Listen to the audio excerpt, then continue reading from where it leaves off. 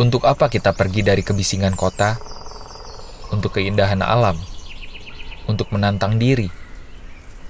Mungkin kita lupa bahwa sebenarnya yang kita dambakan adalah perasaan tenang, berharap bahwa segala keributan di dalam kepala mereda.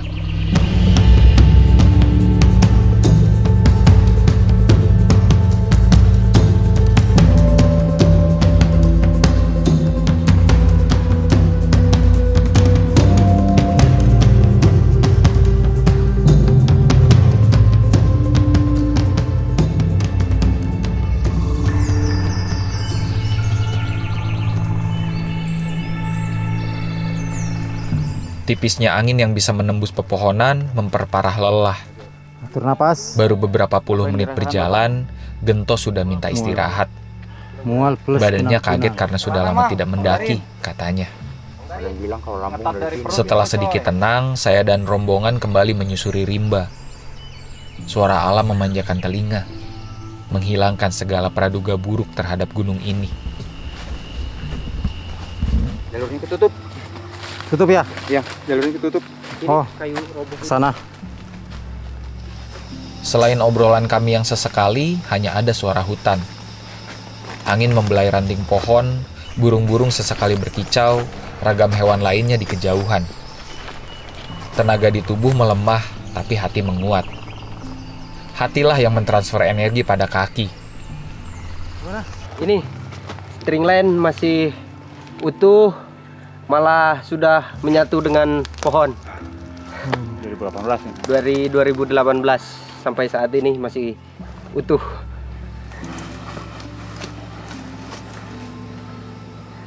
Saya tergelitik sendiri, mengingat begitu banyaknya orang menghiasi pemandangan dengan sound viral di media sosial.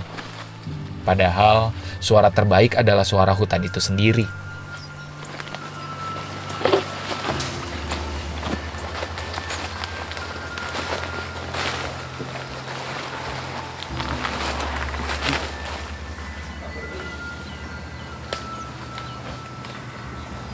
Bang, jadi pertama kali pembukaan jalur itu tahun 2018. itu membutuhkan hari berapa? Berapa lama? 13 hari 13 malam. Buset, 13 hari 13 malam. Ya, Kenapa bisa lama begitu, Bang? karena hutannya masih alami, jalurnya pun tertutup, itu yang membuat lama, dan medannya juga bisa dibilang lumayan tipis. Itu yang membuat lama. Nah, waktu itu bersama dengan kawan-kawan dari Cakrawala, Jakarta. mereka memang sudah lama tahu Gunung Tangki Tebak atau baru tahu atau bagaimana? Ada cerita nggak dari mereka? Mereka bercerita kalau awal mulanya mereka harus mengadakan ekspedisi dan di gunung yang belum pernah didaki. Oke. Sebelumnya, dan kebetulan ada salah satu dari mereka itu memang berdomisili di Lampung. Oke. Kebetulan itu juga kenal dengan saya, jadi menghubungi saya mencari informasi tentang Tangki Tebak. Kabut perlahan turun, pertanda kami harus siap dengan hujan. Belum sampai pos 1 tempat menginap, saya dan rombongan tiba di percabangan tempat mata air berada. Air terjun memang ini udah pasti nggak ada matinya lah, air gitu, ngalir terus. Oke, yang itu aja tuh. Bedanya apa sama yang nggak pasti? Yang nggak pasti itu dia ada di saat hujan. Tapi lebih dekat yang mana? Lebih dekat yang nggak pasti. Kalau yang pasti yang 15 menit. Ya, turunnya. Hampir sama kayak pos 1. Enggak, tapi deket. Hampir. Kita ngambil air yang memang sudah pasti. Betul. Ada. Karena ternyata seminggu kemarin nggak hujan ya? Nggak hujan. Cuma gerimis. Gerimis, itu pun sebentar. Oke, siap. Ya paling nanti bonus ya itu ya. Ya, kalau ada jikalau ada ya bonus. Bisa pesta. Sebetulnya inilah kendala Gunung Tangki Tebak. Rute keseluruhan gunungnya cukup panjang, tapi sumber air yang sudah ditemukan hanya ada di sini, yaitu dekat pos 1. Notabene masih jauh dari puncak.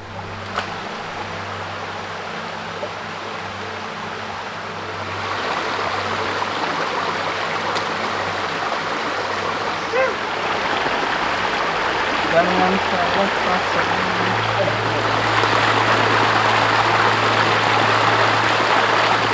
Selepas mengambil air, kami kembali berjalan, melintasi sore yang perlahan berubah remang. Ditemani suasana yang magis, kami tiba di pos 1, tempat akan berkemah. Ketinggian di sini sekitar 1.500-an mdpl.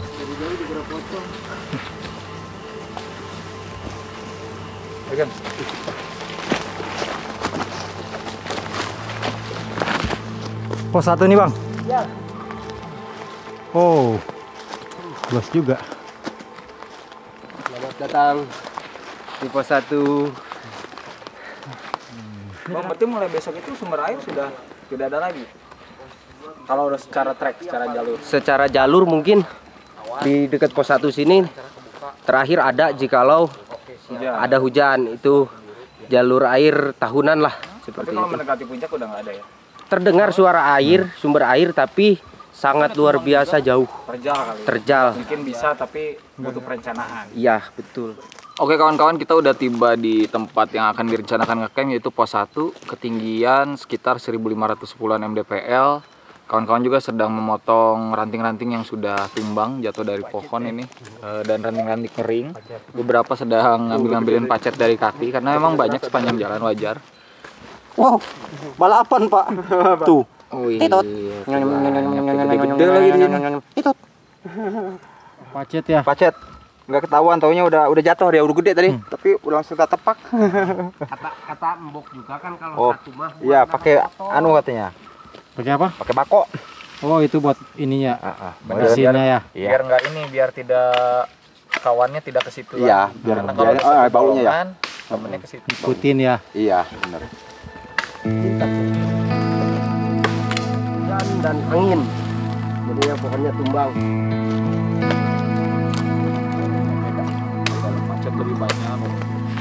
Waktu hampir maghrib ketika beberapa dari kami membangun tenda dan sisanya memotong kayu kering untuk membuat perapian. Saat sudah gelap, kabut menghilang. Pertanda hujan siap menghampiri. Benar saja, rintik gerimis membasahi kami. Flysheet dibentangkan, kegiatan masak-memasak yang sempat terhenti dilanjutkan. Perut yang lapar dipuaskan oleh makanan enak. Karena sejatinya, berkemah di hutan tidak boleh menghentikan kita untuk menikmati makan enak dan tidur yang nyenyak. Lagi pula, semakin tua, tidur nyenyak menjelma kemewahan yang tidak datang setiap hari. Beban hidup, utang, cicilan, pengeluaran bulanan, membuat kita biasa terjaga sampai larut malam. Bisa tidur nyenyak di malam yang tenang seperti sekarang adalah anugerah.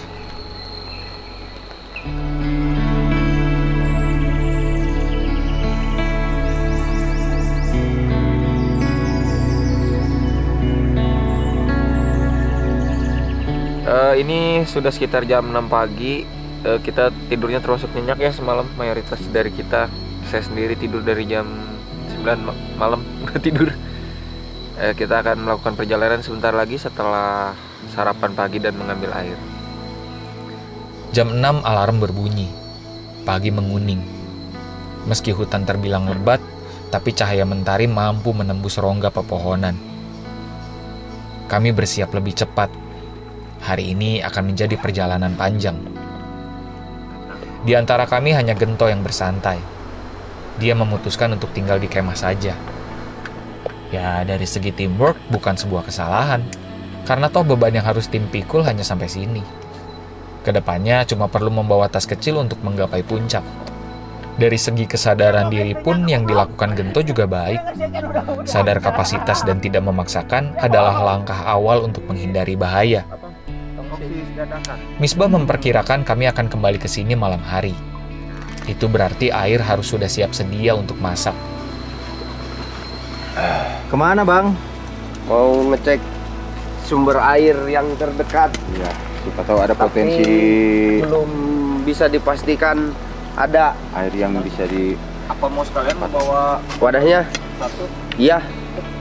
Cebong, Mas Bams, dan Diki memeriksa sumber air dadakan di dekat pos 1 yang cuma ada di musim hujan. Sayangnya kering. Ini ya, sungainya ya. Diki mengusulkan agar Gento mengambil air sendirian di tempat kemarin. sementara kami berenam muncak. Meskipun bisa menghemat waktu, Misbah menolak usulan tersebut. Jadi ini aliran sungai yang sudah kering. Memang secara waktu efektif, tapi dari segi keselamatan tidak bagus. Selalu biasakan body system. Mang, tadi berarti air kering, jadi otomatis kita harus ke bawah sekarang. Ke bawah turun lagi ke sumber air yang memang selalu ada gitu. Selalu biasakan body system alias jalan berpasangan, pungkas Misbah. Terpaksa beberapa dari kami harus turun sekarang ke tempat air kemarin sore. Seperti sempat saya bilang, kendala hutan ini adalah sumber air. Ini mengakibatkan alur perjalanan tidak terbagi rata. Ambil contoh skenario perjalanan kami. Intensitas trekking di hari pertama dan hari terakhir tidak akan separah hari ini, hari kedua.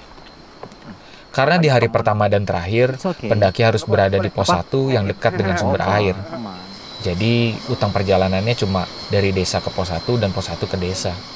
Oke teman-teman, sebelum kita beranjak ke tempat ini menuju ke tempat berikutnya, kita berdoa semoga dalam perjalanan kita sukses.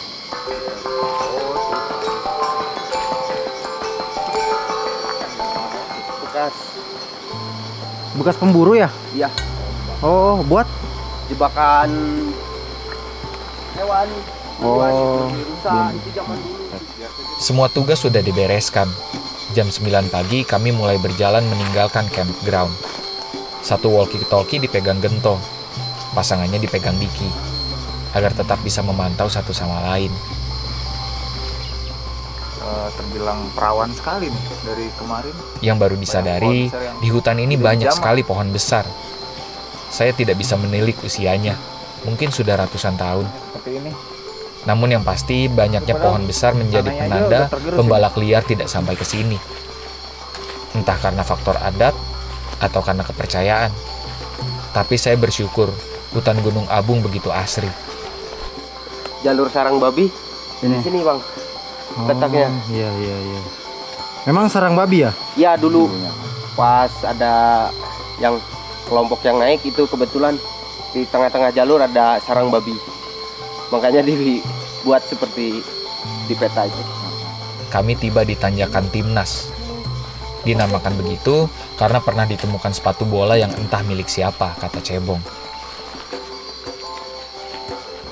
Ini mulai menuju tanjakan Timnas. Kenapa disebut tanjakan Timnas nih, Mak?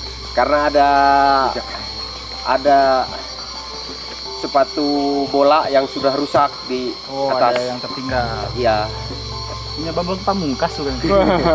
Bukan punya Bambang yang ini kayaknya. Tanjakan Timnas begitu curam dan panjang. Napas yang tadinya normal menjadi terengah-engah. Heningnya hutan membuat pikiran bermain ke sana kemari. Lamunan terbuyarkan oleh cerita Diki. Katanya dia dan seorang kawannya sempat nyasar di pendakian Taki Tebak 2023 lalu. Apa? Oh, Pacet hijau. Wah. Penghuni sekitar.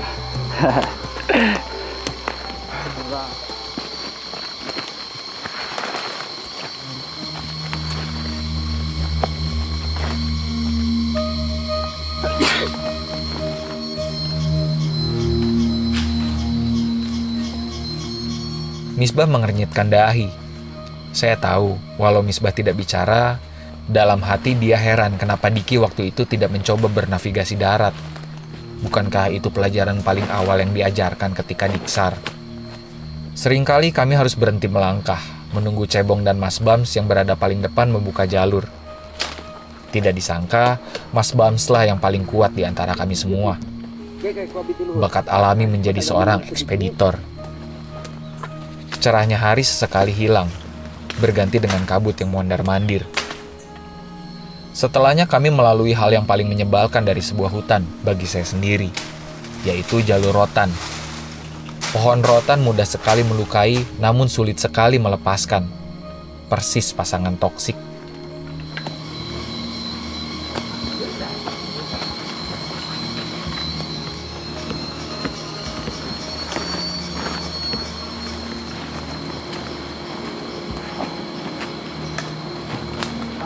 Sepatu bola. Makanya terciptanya apa tadi? Makanya tercipta tanjakan timnas karena ada sepatu bola yang sudah penuh lumut. Penuh dengan kenangan. Dua salosa ini kayaknya, ukuran kakinya. Lulus tanjakan timnas. Sesekali hutan memberi kami peluang untuk melihat pemandangan. Bayangkan, di hutan selebat ini bisa menemukan celah untuk menikmati lanskap. Bersyukur sekali.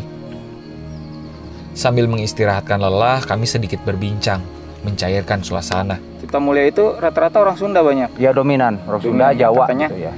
yang dulu membangun juga orang Sunda. Orang Sunda ya. Iya.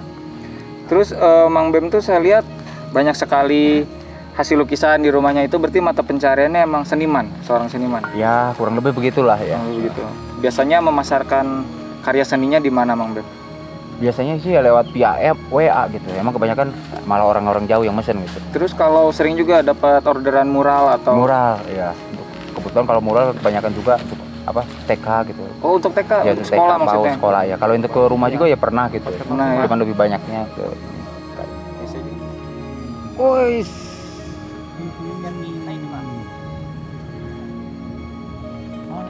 Aneh, ketika mendaki kita seperti sudah mengenal seseorang bertahun-tahun, padahal baru kenal. Mungkin penyebabnya ketiadaan sinyal telepon membuat kita lebih terpusat pada perbincangan. Atau mungkin juga gunung membuat kita lebih jujur kepada satu sama lain dan diri sendiri. Kami kembali berjalan dan berjalan sampai lupa waktu. Yang teringat cuma rasa lelahnya.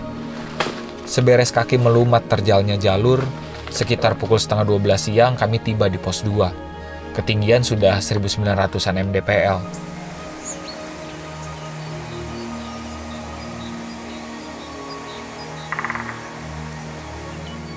Dua. Nama posnya apa, Bang? Ini sementara ini belum ada nama. Belum ada ya? Belum ada nama. Kalau ada ide buat memberi nama, Mas Bambang, ada ide nggak, Mas? ini pos ngap apa? Nomor 1000. Lihat ini, Miss. Berarti kita beri nama pos 1000. Oh, pos 1000. Ah, benar. Nomor 1000. Benar, bagus itu. Ya kan? Siapa itu? Nggak tahu. Iya. Taruh sini aja ya. Ya, ya. Sejauh ini masih cerah dan memang variasi jalurnya berbeda jauh dengan kemarin. Sebenarnya nggak berbeda jauh sih kalau dari tanjakan, sama-sama curam, tapi sekarang lebih menyempit dan banyak jalur yang mendistraksi alias mudah menyesatkan.